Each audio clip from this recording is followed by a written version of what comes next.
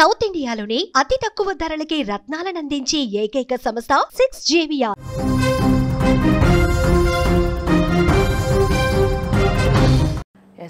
Bus ప్రమాదానికి బైకే కారణంగా కూడా నిర్ధారించడం జరిగింది. బైక్ నడిపిన వ్యక్తి ఎవరైతే ఉన్నారో తనని శివశంకర్గా కూడా గుర్తించినట్లుగా తెలుస్తోంది.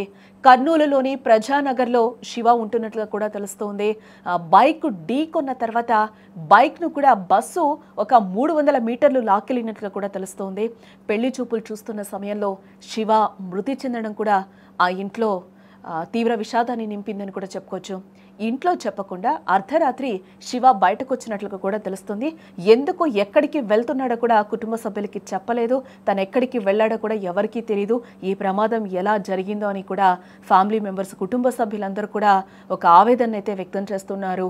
ఎలా జరిగిందో కూడా మాకు తెలియదు, మాకు చెప్పలేదు. ఎప్పుడు 8 గంటల వరకు కూడా ఇంట్లో ఉంటాడు శివశంకర్, అసలు ఎందుకు వెళ్ళాడో కూడా తెలియదు అని చెప్పి కూడా కుటుంబ సభ్యులు కన్నీరు మున్నీరు అవుతున్నారు. ఇదే నేపథ్యంలో ఆ శివశంకర్, ఎవరైతే మృతుడు శివశంకర్ ఉన్నాడో ఆ బైకర్, తనకి పెళ్లి సంబంధాలు కూడా చూస్తున్నామని కూడా కుటుంబ సభ్యులు చెప్పి వాపోతున్న సిచ్యువేషన్ మనకి కనిపిస్తుంది. కర్నూలు జిల్లాలో ఘోర రోడ్డు ప్రమాదం జరిగిన విషయం మనకు తెలిసిందే. ముందు శివశంకర్ పల్సర్ బైక్ మీద వెళ్తూ ఉన్నాడు. వెనక నుంచి ఏదైతే వి కావేరీ ట్రావెల్ బస్సు వస్తూ ఉందో కూడా ఆ బైక్ నైతే ఒకసారిగా కూడా ఢీకొట్టినట్లుగా మనకి తెలుస్తోంది. ఇదే నేపథ్యంలోనే ఒకసారిగా తను మృతి చెందినట్లుగా కూడా తెలుస్తుంది. ఆ బైక్ దాదాపు కూడా ఆ బస్సు 200 నుంచి 300 మీటర్లు లాక్కు వెళ్ళినట్లుగా కూడా మనకి తెలుస్తుంది.